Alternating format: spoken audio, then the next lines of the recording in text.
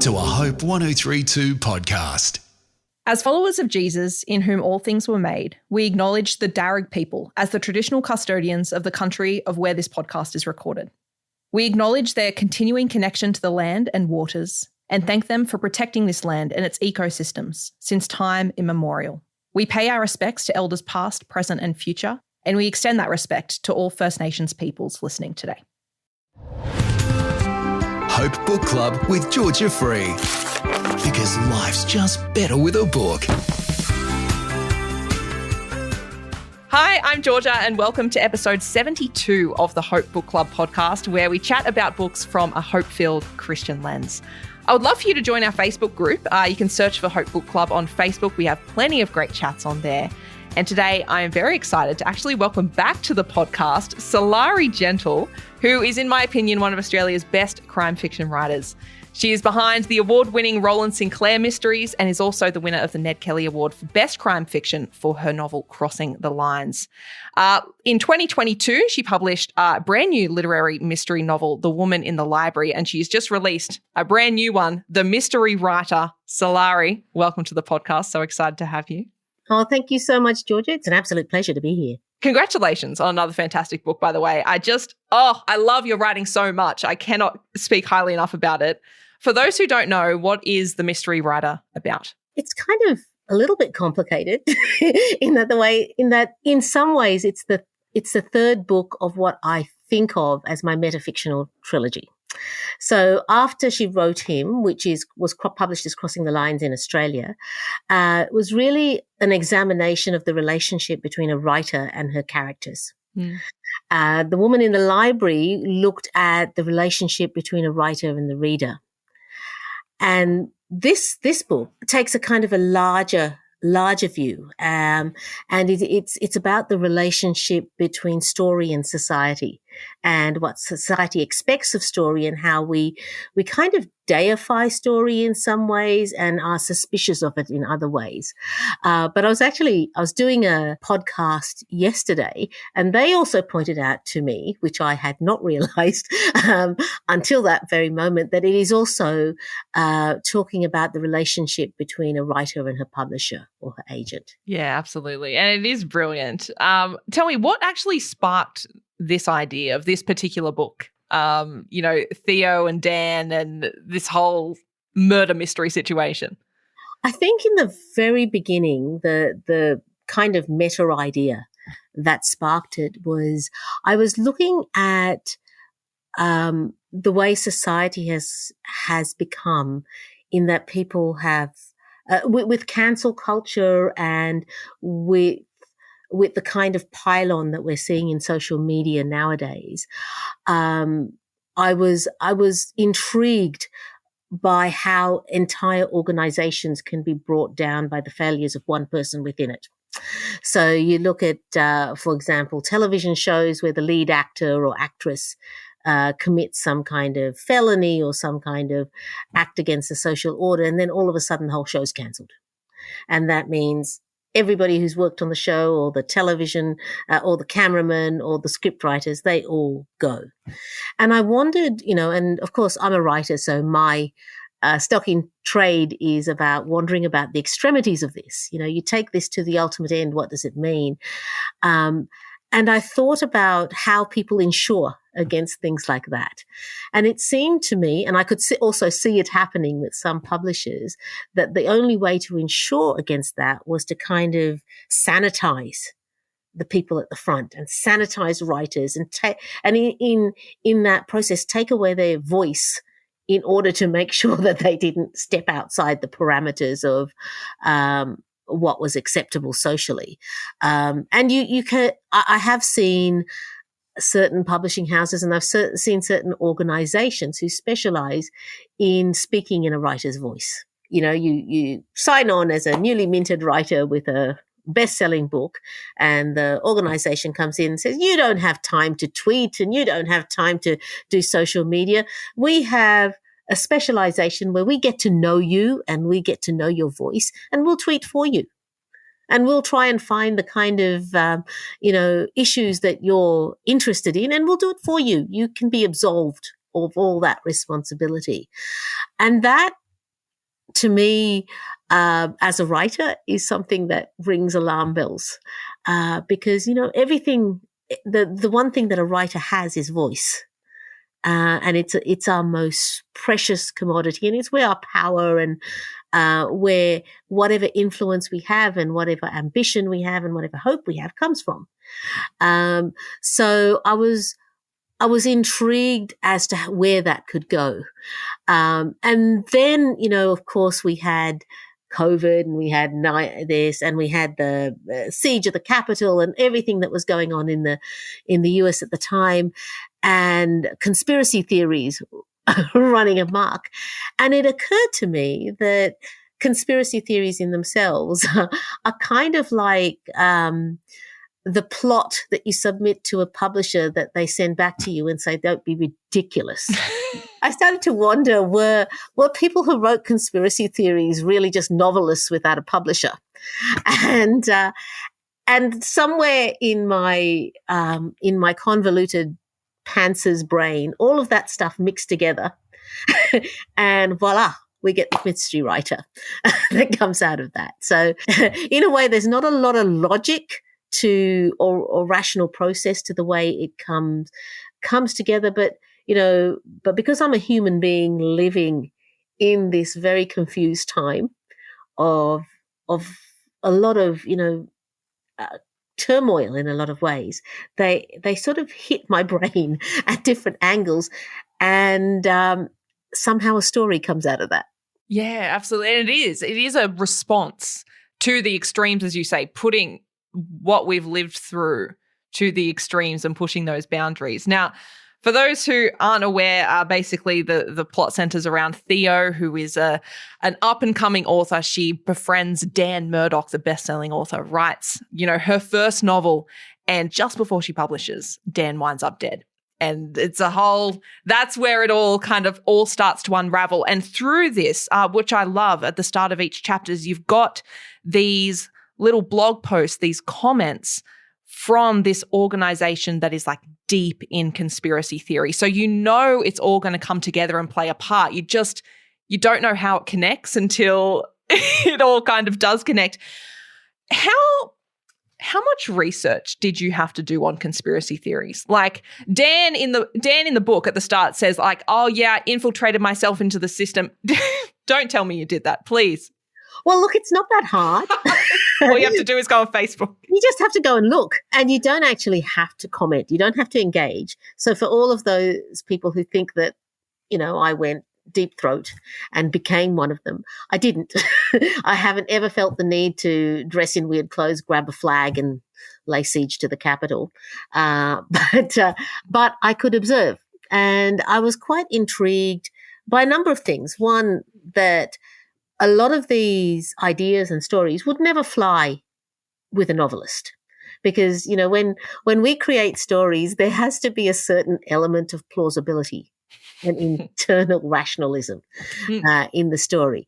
And so, I have often heard novelists complain that conspiracy theorists get away with things that we would never be allowed to.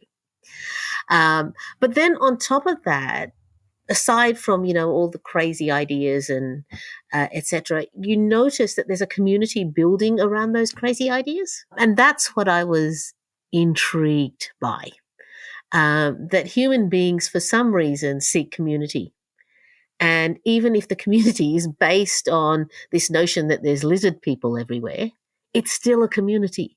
It's still a link. People get to know each other. People become to rely on each other. People become leaders and followers and supporters within that community. So I was quite intrigued with how that worked. And of course, the mystery writer also features a family of doomsday preppers. And, during I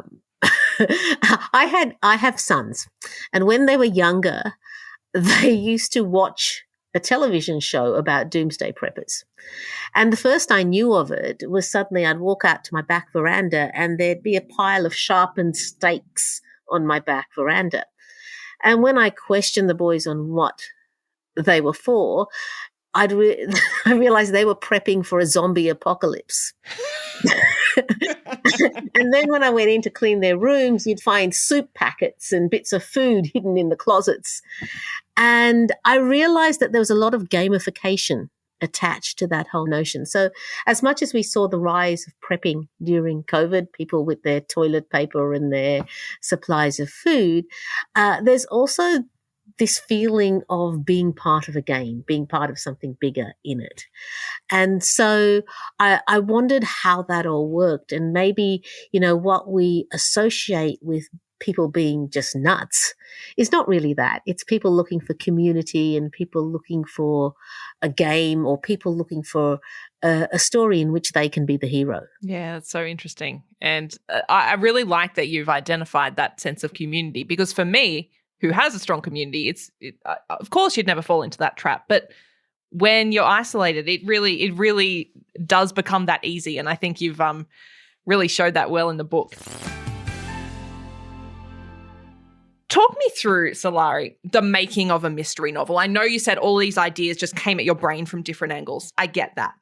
Do you know before you start writing what the major plot twists are going to be? Like, do you have the kind of plot written out and you fill it in? Do you start and be like, well, the characters are going to take me where they're going to take me? How does that kind of work in your brain? I'm imagining like a big billboard with like red string everywhere. Look, billboard would be nice. Even a notebook would be nice. But in reality, I'm a pantser. I don't plot at all. I just sit down and I start writing. I assume what's happening is somewhere in my head there's a billboard and somewhere in my subconscious something is working everything out, but it just doesn't bother to tell the poor beleaguered conscious part of my brain. So it seems very much to me like it just comes out, like I'm finding the story as I go. And so I just start to write. I don't even know who's going to die when I start to write. Really? Yeah, I have no idea. I just start.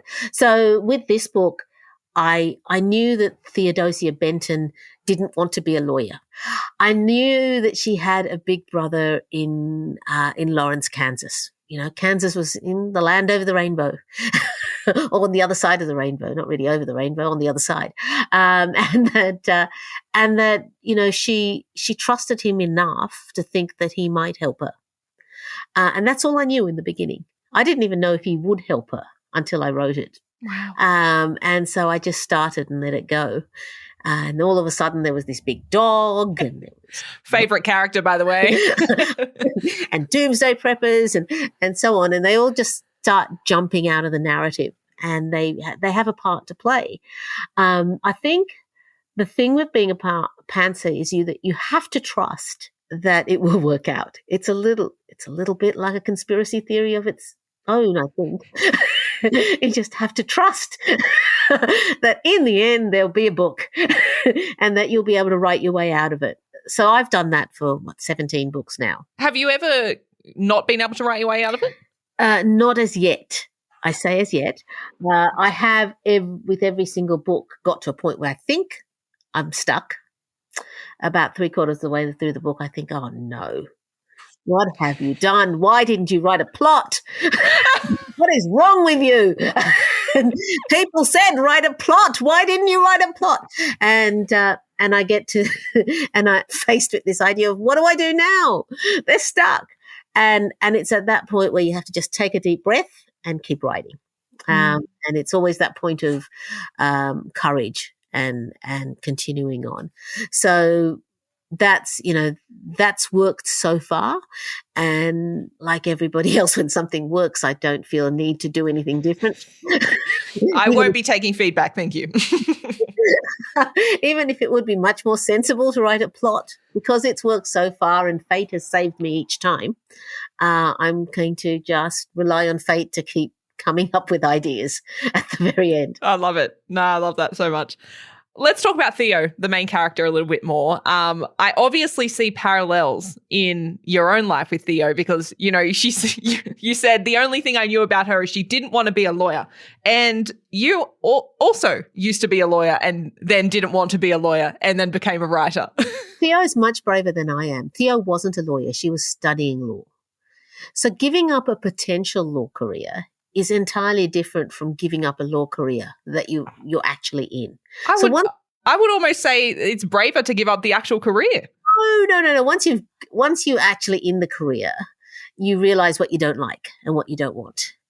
When it's potential, it's all just, fairy floss and honey and, grand flourishes in a courtroom.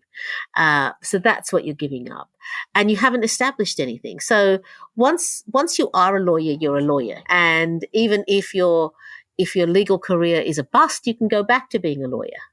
If you leave in the middle of your degree, you're leaving with nothing. You've got nothing.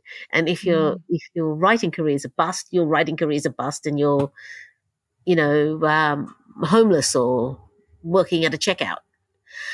So I think it's a much braver thing to do, to gamble a future than to gamble something you already know.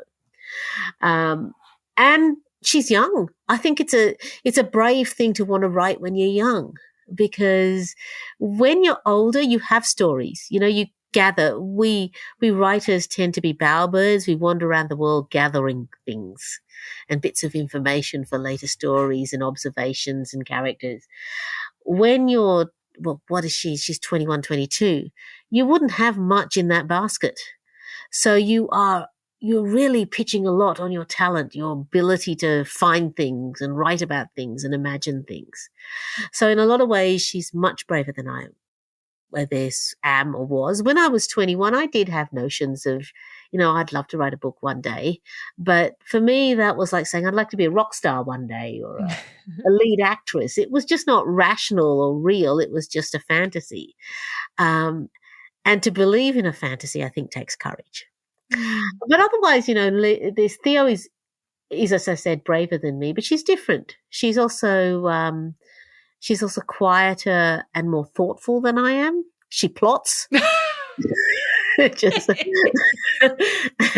Yeah, I know. Go figure.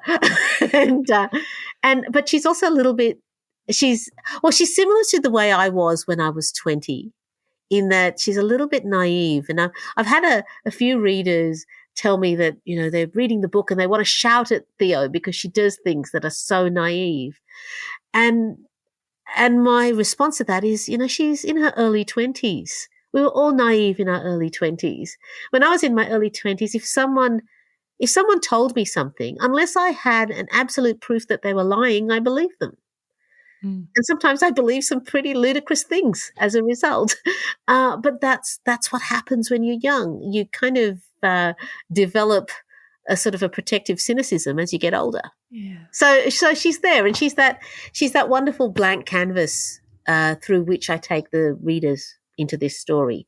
She's someone who is not stupid. She's brave, but she's also not cynical. And to have someone really cynical in the midst of a book about conspiracy theories would be kind of counterproductive. Yeah. It would all unravel very quickly. Yes. Sulari, I want to read the first line of the book, the prologue, which I just thought was so powerful. He awoke early on the day he died, lying unmoving for a time under the weight of frustration, the inertia of despair. Firstly, at what point in the book did you write this prologue? And how important is like a first line, that first kind of drawing of a reader in especially in a crime fiction? I actually wrote that at the end. And I normally don't do that. I normally write forward.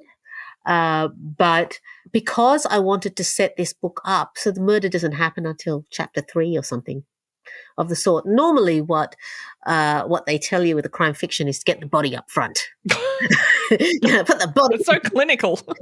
You get the readers in with a body.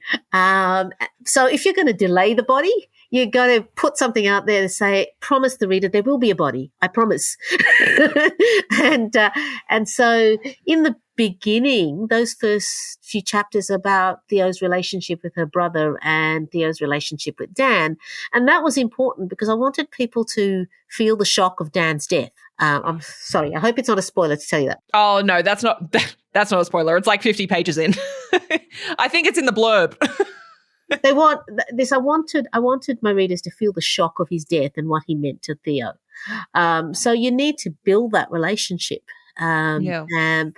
But again, then you're faced with the problem. You're a crime writer and they want the body on the first page. So at the very end, I thought, okay, well, I need to actually set this up. to let people know that this is a crime novel and that I'm promising them a body at some point, and that something mysterious and problematic does happen, and I am not writing an epic romance or something. Yeah. There is going to be sad points in this story. Indeed. Sulari, you've kind of already alluded to this. How do you overcome a writing slump or a block? You kind of get to the 3/4 of the novel, you're like, just keep writing. Do you have techniques? I have days when I don't write as fast as others. So there's some days I have a rule that when I'm writing a book, I have to get 1,000 words down a day. Oh, So that's a lot. which isn't very much. It means you have a novel in 3 months. If you write 1,000 words a day, you have a novel in 3 months. And so that's my general rule. Sometimes I get that 1,000 words down by 9 o'clock in the morning. Some days it takes me until 9 o'clock in the evening, but that's a rule. So I keep going until it's there. I write better in the mornings. You've just got to understand your own biorhythms and the way your brain works. I do write much better in the mornings, early in the mornings. But until very recently, I had kids at home. So mornings were fraught. And so I didn't have that choice. Sometimes I had to write in the afternoons or the evenings when I didn't write as quickly as I did in the mornings. Of course, that's freed up now. My youngest just went off to university. I don't know whether that will mean an elevation in my productivity or whether I'll just learn to enjoy the mornings with toast. But either sound wonderful. It's one of those things. I haven't ever hit writer's block as yet. One of the things that I did do very early on is I would have 2 books on the go. So they were like 2 different rooms, and there were 2 incredibly different books. So one would be a crime mystery about Roland Sinclair or, Crossing the Lines. The other one would be set in ancient Greece and would be a fantasy sort of novel. And what that meant is if book 1 was going slowly, I worked on book 2. Yeah. And it was so different. It was like being in different rooms, and you didn't let the momentum flag. I think once you get used to not writing, that's the danger. When you take a day off and you think, I just can't write today, it's much easier to say tomorrow, I can't write tomorrow, and I can write the next day. But, I try not to. Everything's very individual, so I try not to give advice on it. I know what works for me. I'm also kind of panicky in that I know that I have one lifetime and I have more ideas than I can write in a lifetime. So I'm trying to go as fast as I can to get as many of those into book form before I expire. There's a little bit of that drive in there. Yeah, that's so interesting because I am not a writer, but I am a voracious reader, and I have that same panicked feeling. I'm like, I can't read all the books that I even want to. It's just simply not possible. What books have you been enjoying recently, Sulari? I'm assuming you are also a reader, judging by the many books around. I am a reader. The problem is I'm terrible at remembering titles. Oh. So I was reading I'm reading Effie Clifford's most recent one. It takes a town to solve a murder at the moment, which is lovely.